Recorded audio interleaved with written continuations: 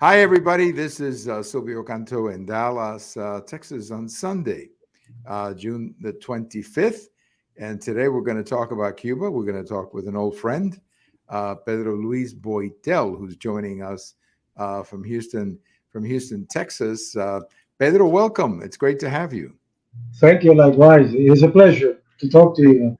Thank you so much. It's been a few years since I've seen you, but you look great. No, thank you too. I mean, it's been quite a while, but here we are. That's right. We keep on going. That's Well, it. for those who don't live in Texas, it is very hot here in North Texas, and I assume it's hot and humid where you are. Extremely hot and humid. Yes, it Yes, is. that's the way it is. They call it summer around here. Well, we're going to talk a little bit about Cuba today, but before we do, some people who are watching may not know the story of your name.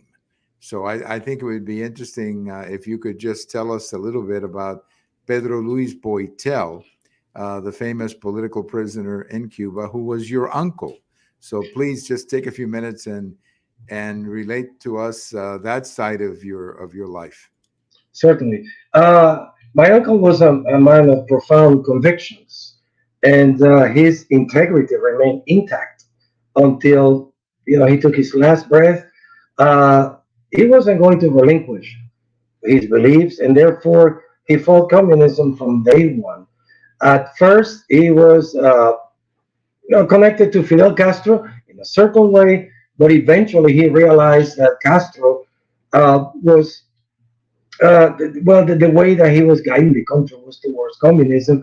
So he became a counter-revolutionary, and he ended up in jail, and he ended up paying with his life. He sacrificed himself for his beliefs and his convictions, what he thought was right for the country that he loved so much. Yes, indeed. Um, yes, go And ahead. he died. I think he was in a hunger strike, right? If I That's remember the correct. story, He died of a hunger in a hunger strike. strike, and he died in on May 25th, 1972. So it's half a That is century correct. now. But Yes, his impact, not just on you, I'm sure, but on my generation and others, is amazing. I mean, he's always been a hero in my eyes because of, like you said, his convictions and the fact that he was willing to fight for what he believed. And I remember years ago reading about him that he he really, really wanted to make a point, and that was what the hunger strike was all about, wasn't it? it was a passive resistance, if you want to put it that way. Uh, and it was the impotence of being incarcerated. Not only he fulfilled his first sentence, but afterwards he received a second sentence, and therefore he remained in jail when he should have been released. Uh, it's a tragic story, and it had a great impact in my dad's life and my life. I remember when my dad was about to pass away in his deathbed, I made a promise to him, which I should fulfill, that I would make sure that his name would be perpetuated and it would be kept alive. And that's what I've done, throughout the years, through my writings and sometimes conferences, uh, trying to keep that memory alive. Right. Which No, and you carry his name. You I carry carry. his name, which is Yes, a great, it's a great responsibility. It's a great honor, it but is. it is also a great responsibility because when people see your name, I mean, that was my first reaction when I met you many years ago. I mean, right away I said, "Wow, this must be real. This man must be related to Pedro Luis Boitel." And then you told me the story that he was your uncle. So you carry his name, and it's as I said, it's a great responsibility, but it's also a tremendous honor to know that you're named after one of the real heroes, really, of Cuban history. Yeah, I mean, basically, his legacy for posterity was that you should never relinquish your principles and fight for what is right. And it cost him his life, but he was an idealist. And I mean, it's been 51 years, but like I said, his memory is still alive as far as I'm concerned. Not only I carry his name because he was my godfather, And my oldest son, he's also named Pedro Luis Boitel. I wanted to pass it Well, on to him, which I well, did. that's great that you're keeping that name going, because that Thank is you. a name that should keep going. Of course, your uncle Pedro did not have any children, to my No, he knowledge, didn't. right? No, So he never had the opportunity. at least you can keep the name going, in his memory. I remember the first time that I met you. It was almost 30 years ago, and it Yeah, was around Roberto Martin Perez, if you remember, correct. when Yeah, he came to Dallas. And Roberto, I believe that Roberto and your uncle knew each other at prison, he or had did. seen. I They don't know if did. they were together, but they knew of each other quite a bit. And later, when my father's cousin, El Doctor Ignacio Segurola, uh, he told me also that your uncle was legendary among the political prisoners. I mean, that they all knew him, and he was a great inspiration to them. So your uncle touched a lot of people. I mean, an unbelievable number of people who he impacted with his idealism, integrity. I don't have enough words. We could do an entire program praising your uncle Pedro Luis Boitel. And adjectives. Yes. Yes. I mean, again, he believes that Cuba should be free, and then Castroism came about, and it changed everything. And from that idealism of youth, well, it became this nightmare that we have lived for the past 62 years. And I hope that within 5 years, it ceases to exist. I mean, and that is my hope. Castro is gone. His brother is still alive, but he's 90 or 91. And, the old guard, it's just dying out. Therefore, maybe the new generation will be different. I mean, and will embrace freedom the way you and I do, which, is beautiful. I think that, what can I say? There's, one of the great tragedies of Cuba is that things just take a long time. I remember I used to talk to my grandmother, who was actually born when Cuba was still a Spanish colony.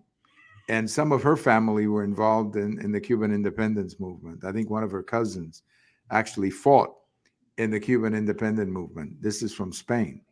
And my grandmother always lamented how long, that history just in Cuba, the history is very slow and it just takes time for change. And look how long communism has been in Cuba. And you look at the situation in Cuba today, by any objective standard, the regime should not stay in power. There's nothing going on.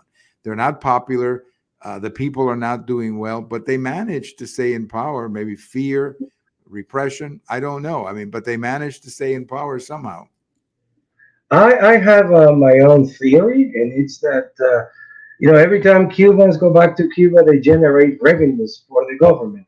The European countries, they're conducting business in Cuba, building hotels, sending tourists. That's more revenues for the government, not for the people.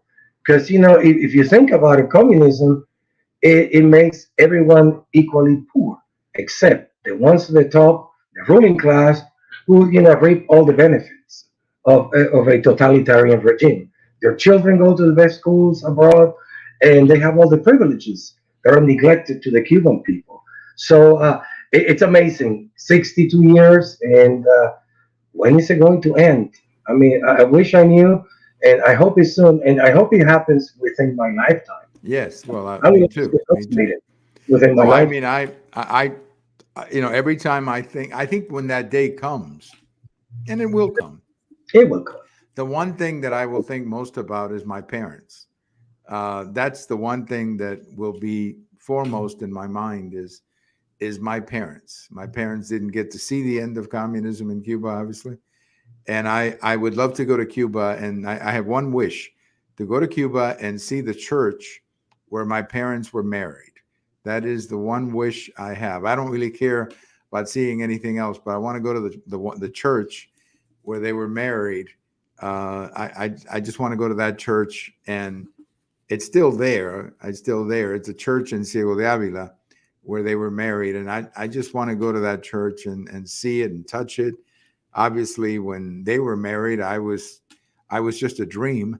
but I, but I would love to go to that church and just sit there in one of the pews and imagine somehow, because I've seen a lot of their photos. I've seen a lot of their wedding photos, and it would be nice for me to be able to go back and just sit in one of the pews and look at the altar and imagine, their photos and being there. That's the one dream I have of going to Cuba. Honestly, it's the one thing that I hope I get to do in my lifetime. But I could go to Cuba now like anybody else, but that's not what I want. I want No, to go to a free Cuba. I do not want to well, go to a communist Cuba. that is correct. I will never travel to Cuba as long as it is ruled by the communist regime, by a Absolutely. totalitarian, repressive regime that has, like I said, neglected its people and doesn't think about the welfare of its population. And, it would be very significant and gratifying for you to visit the place where your parents got married. And, you'd probably become very nostalgic and it'll be a wonderful experience. I mean, Yeah. it will transport you back to where they were at one point in their life. Yeah, it's just a dream I have. It's a A beautiful desire I dream. have because I've seen a lot of their photos of that day, and I just would just love to go back and, as I say, put myself in that church, sit in the pew, look at the altar, and imagine my parents being married, and I'm sure that the last thing they were thinking about that day was that they would be living in the United States. That's the thing that, and I'm sure your family was the same way. That is the thing about our generation, is that our parents never thought they would leave Cuba because they didn't have to. They didn't have to. I mean, they became political exiles because, they had no choice. They were evicted from their homeland. That's the way I see it. And no, I don't think any of them thought at that given point that things would transpire the way they did. And unfortunately, that's the way history occurred, and we're still dealing with it. But I have faith that one day, I'll be able to go back to Cuba. And I left Cuba back in 1971. We moved to Spain for 3 years, and it's been what 52 years now, Hmm. and I've been in the States almost 50. And I always tell people I think like an American, but I feel like a Cuban. So, Right, and I think it's important for us to for people to understand that we are so grateful to the United States. I mean, I'm a U.S. citizen, like you are, I'm sure, and I am we're very grateful to the United States for giving us. I always feel like the United States adopted us, like an adopted, like we were these, we were, orphans, and we were adopted by the United States. I always feel that way, and I feel so grateful to have had the opportunity to live and grow up here. But that part of Cuba, that a lot of it has to do with our parents, of course, is always there. Well, let's talk about some of the stuff going on in Cuba right now. The one interesting thing is that China and Cuba are talking, and there's the possibility of a military outpost. that There's is even correct. talk of Chinese soldiers. Uh, I don't know if the Chinese are actually going to put troops in Cuba. I think that would be very serious. But the spy operation, well, that could happen. But Cuba, of course, and Pedro, you can give me your opinion on this. Cuba is broke. It doesn't have any money. There is really no future for Cuba. The economy is in shambles. It is. They're not going to get money from anybody. So they're basically just selling the island. They're just saying, hey, if you buy this and help us stay in power, take it, take it. And that's kind of the way I see this relationship with China. It's totally convenient It is. relationship. That's all that it is. There's no history behind it. There's no morality behind it. Is China wants to be close to the United States, and Cuba needs a sugar daddy. That's how I see it, Pretty much. Pedro. And they're being opportunistic. That's what the Chinese are doing. And they will sacrifice and sell anyone if the conditions are appropriate to doing so. Propitious is probably a better word. They have always have a repressive communist regime with a history of ruthless terror that has contributed throughout history to more than 150 million victims. I mean, that's a lot of people they have killed with their cleansings and Mao Zedong's, cultural revolution and so on. They have always been notorious for making a mockery of all basic human rights. Even minorities are repressed in China. And therefore, I believe that the United States should take a firm stand on this particular issue. But with the Biden administration, things, it's just, I don't know. I don't know how they're going to deal with it, or if Trump were in power, or if we had a real commander in chief, I will have higher hopes. But with the Democrats in power, they become too. There's too much permissiveness, and they allow them to do practically anything. Right. And then going back to Cuba being financially strapped, Cuba will take the millions. Cuba will sell its soul if it had to in order to generate revenues. It has prostituted the nation, the women, the men. I mean, they couldn't care less as long as they have some income that allows them to either to keep them or sustain them in Right. power. Right. So I read somewhere that Castro was the biggest pimp. I mean, basically, proxeneta is the word, because he has the Cubans became like a sacrificial lamb. He has allowed the country, like you said, to be the economy is in shambles. It's just the infrastructure is a mess. There is hunger. Even those who supported him initially are beginning to turn against him and rebel because it's a very dire situation right now. Well, there Now, is no future. I mean, if you're, and I remember reading about this in the New York Times of all places a few years ago.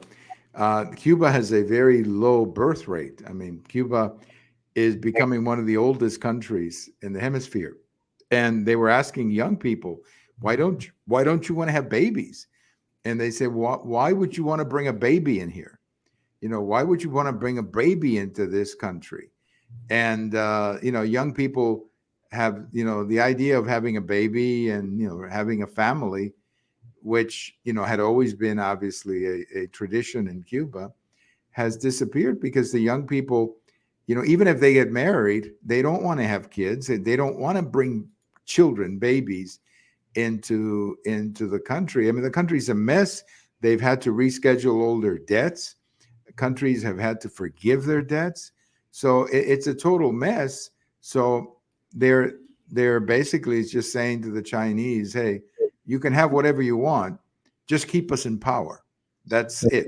Just keep if you us can running fuel the things. economy somehow, we will take it. I mean, and let's talk about China's military and intelligence activities in Cuba. That should be of grave concern to any American president. And you also mentioned the troops that it's just pure speculation that they're going to send to Cuba. I read earlier today that it will be about 15,000 Chinese troops stationed in Cuba. And I mean, it's food for thought the way I see it. The communist island is only 90 miles away from Florida. And like I said, the Biden administration has neglected to track China's global growing influence, especially at our doorsteps. It's just, I mean, 90 miles is nothing. And I don't want to see Chinese station in Cuba 90 miles away from the United States. Yeah.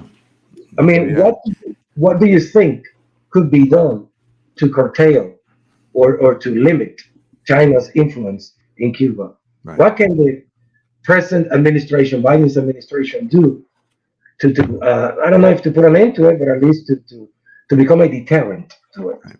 Well, I think that they could. I mean, but by the way, I just to show, a lot of people don't realize this, but Cuba is actually closer to the United States. It's like between Waco and Dallas. That is, it's roughly 100 miles. Now there is a point where it's 90 miles to Key West, but most of the rest of the northern part of Cuba is about 100 miles, particularly. 100 miles. Yeah, so it's nothing. I mean, militarily speaking, it's nothing. But the there are some options that the Biden administration has. Now, now, I wrote a post at the American Thinker this week where I argue that we shouldn't be wasting our time with China. China is going to do whatever they want to do because they're basically China. Uh, they're sensing weakness and they're taking advantage of it. That's all they're doing. They sense a weak administration and they take advantage of it. But we could go to Cuba and say, if you do this, we're going to stop remittances. There won't be any more. There won't be any more agricultural sales or medical supplies. I mean, we're basically going to do an economic blockade. So Right. tightening the embargo, basically that, I mean, that might work. But so far the embargo hasn't worked because I don't know, some countries find a way to circumvent it, to bypass it. And I still see, I wouldn't say the country is flourishing, but the tourism industry is obscene to say the least. And I strongly denounce the Italians, the Spaniards, and all the other members of the European community who travel to Cuba, exploit Cuban women and Cuban men, both, and they take advantage of the vulnerability of the island. Uh, and again, they allow the island to subsist because they're not existing, they're subsisting. I mean, but they're surviving. And a couple of years ago, I thought that with the movement Patria y Vida, things were going to change. But they became very repressive. They incarcerated all the leaders of the movement, and therefore it became extinct. It's been a couple of years, and I don't know what's going to be next. But an alliance with the Chinese is always dangerous. They're not to be trusted. Well, that's a very good point, and that was something I wanted to bring up because the the fact is that the Chinese are not there because they have any historical relationship with Yes, Cuba. They're there. It's purely an opportunity. That's all that they see it.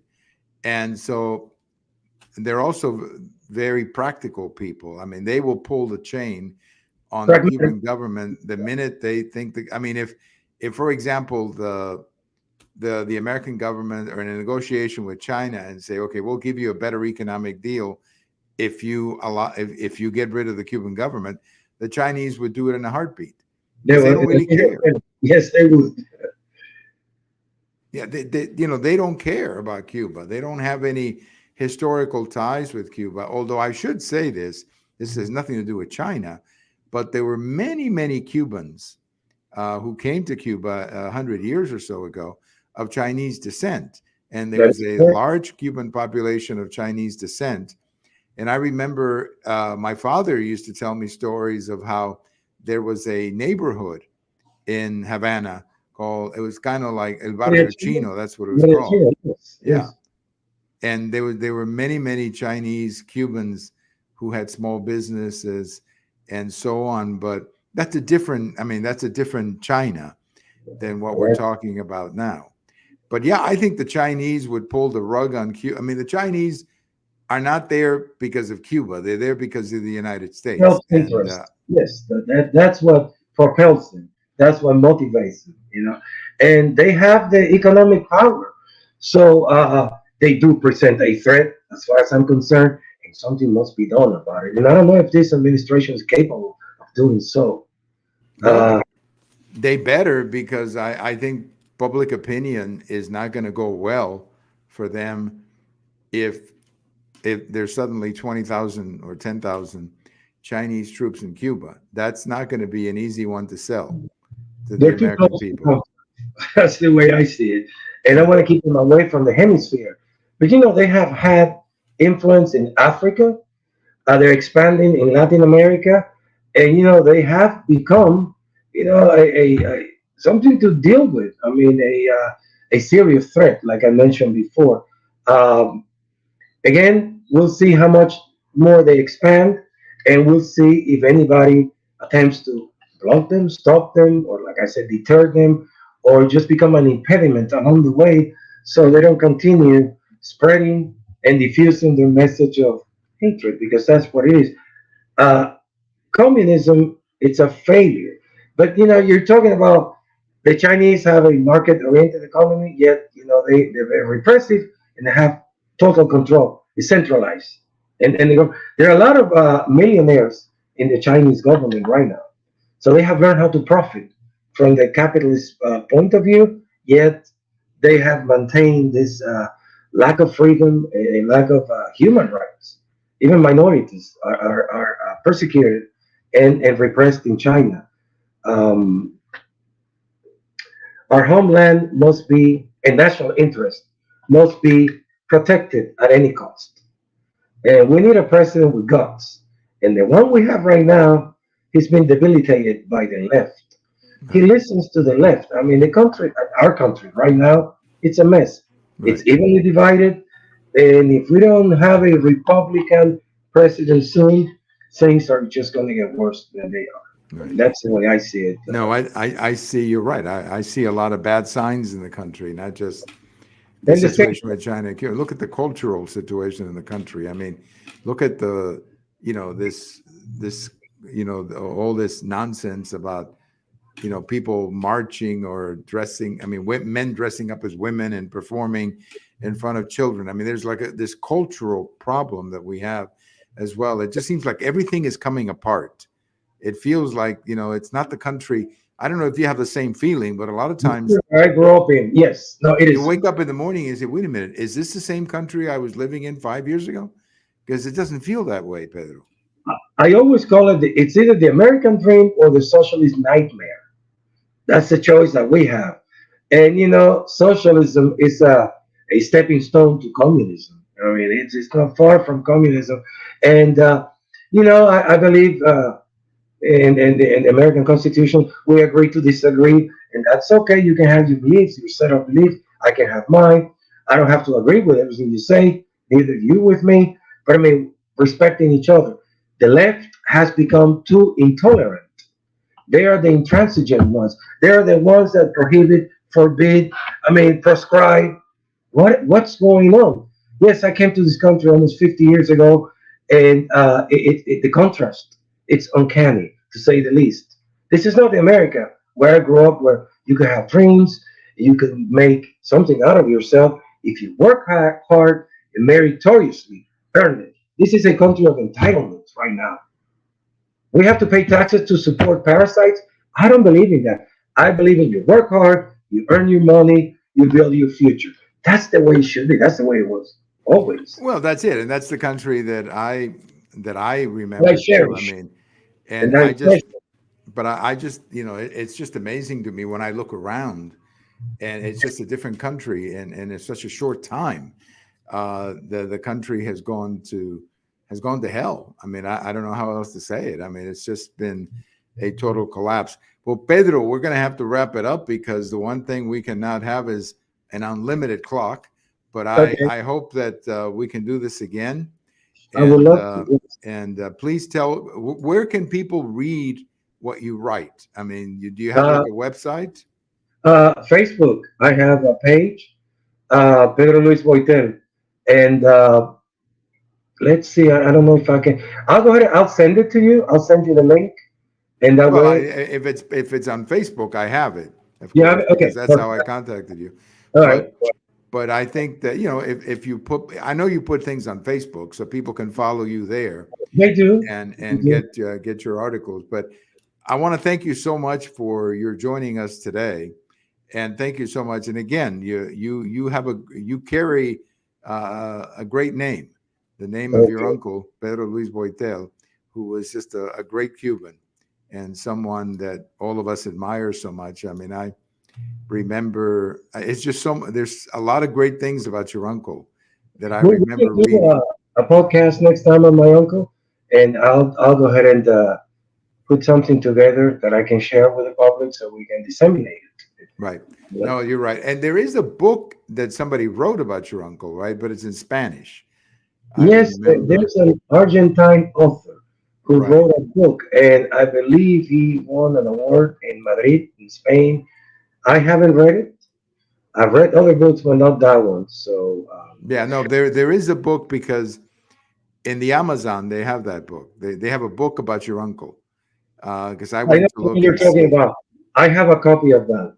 Okay. It's a very Well, short one. all Well, right. Well, thank you, Sylvia. It's been a pleasure after what 30 plus years. it's been a And while since I've seen you. Yeah, but we've stayed in touch, of course. yes, we But have. you're right. Yes, It's been we a have. while Yes. since I've seen you when we got together that one time here in Dallas. But thank you so much for accepting the It's a pleasure. invitation, and I Thank, look forward to talking to you more often. likewise. Thank you very much indeed. You have a good evening. Thank you so much. Our good friend, Pedro Luis Boitel, of course, his uncle, Pedro Luis Boitel, one of the great heroes of the anti communist movement in Cuba, a man who was a political prisoner and then died in Cuba's political prisons in 1972. But his name, even though it's been 51 years, his name is always, always, whenever you're talking about the great heroes of the fight against communism. His name is everywhere, and I all I can tell you is that as I was saying to Pedro, he has a great responsibility carrying that name because that name means so much to those of us of my generation. Well, thank you for listening. This is Silvio Canto in Dallas, and we'll talk to you later. Again, our thanks to Pedro, and we'll talk to you later. Bye bye, everybody.